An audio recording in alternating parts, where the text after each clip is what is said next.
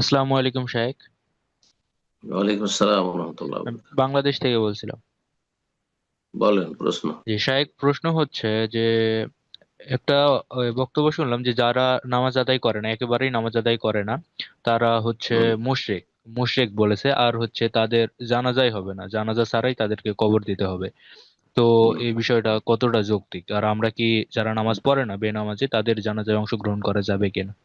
জাযাকাল্লাহ মোটেই খাইর। যায় না। একেবারে নামাজ 5 ওয়াক্ত নামাজ পড়ে না, শুধু জুমা পড়ে নাকি? জি জি, জুমা আর ঈদ পরে। না, ওরা মুসলমান নয়। ওরা মুসলিম নয়, ওদের জানাজা পড়া যায় নয়, মুসলিমদের কবরস্থান দাফন করা যায় নয়, এবং তাদের জন্য দোয়া করা যায় না। জি, কোনটা যায় না। আসসালামু আলাইকুম রহমতুল্লাহি বারকাতু। কেমন আছেন স্যার? ওয়ালাইকুম আসসালাম রহমতুল্লাহ বরকাতুহু। আলহামদুলিল্লাহ। আমি বলেন ভারতের কত বীরভূম দেবেন। জেলা থেকে বলছি। বলেন প্রশ্ন। হুম, আমাদের এইদিকে আহ, মৃত্যু ফান্ড আছে, তো সেখানে যেমন কি মৃত্যু বাড়িতে তো খাওয়া নিষেধ। তো আমাদের এখানে ফান্ড আছে, তো সেই ফান্ডে আমরা হয়তো যুক্ত আছি। তো হুম। মৃত্যু বাড়িতে তো খাওয়া তো নিষেধ, তাহলে কি ফান্ড থেকে যেটা খাওয়ানো হয়েছে তাহলে এটা কি খাওয়ানো যাবে? এবং তার সাথে আর এটা যদি খাওয়ানো খাওয়া না যায়, ফান্ডে না থাকা যায়, তাহলে আমাদেরও বাবা আছে, মা আছে, যদি মারা যায় ফ্যামিলিতে কেউ, তাহলে মৃত্যু বাড়িতে মানে কেমন সেটা হবে? যেমন কি আমাদের হয়তো ফুফা আছে কিংবা মামার বাড়ি আছে, তারা কি মানে না খেয়ে যাবে, বা সে আয়োজনটা কেমন হবে বা কি একটু বলবেন আশেপাশে একটু? দু চার 5 কিলোমিটার মধ্যে যারা আছে তারা চলে যাবে শুধু জানাজা পড়ে, তাদের জন্য খাওয়া যায় না। গ্রামের লোকের জন্য খাওয়া যায় নয়। শোক সন্তপ্ত যে মৃতের বাড়িতে যারা সদস্য আছে তারা শুধু খেতে পারবে।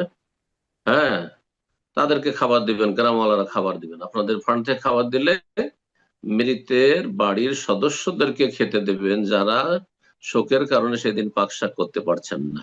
বোঝা গেছে?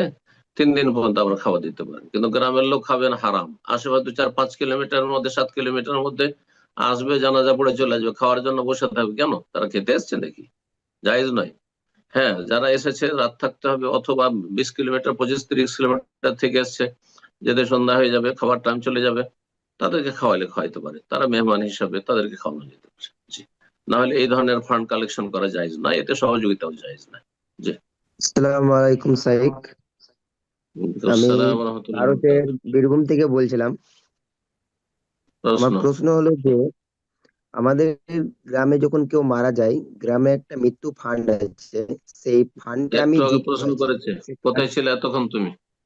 সেম প্রশ্ন করেছে, এটা শোনেন না? নিজের প্রশ্ন করতে শুধু আসে। প্রশ্নটা প্রশ্নটা একটু তার আলাদা।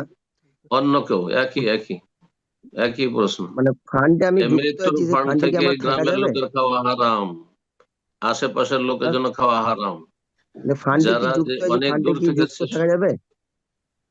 ওটাই তো বললাম যে যখন এই হারাম খাচ্ছে, যদি গ্রামের লোকেরা এই হারাম খায়, গ্রামের লোকেরা ওখান থেকে খাচ্ছে, তাহলে এতে ফান্ডে যুক্ত থাকাও জায়েজ নয়, এতে সহযোগিতাও জায়েজ নয়। জি।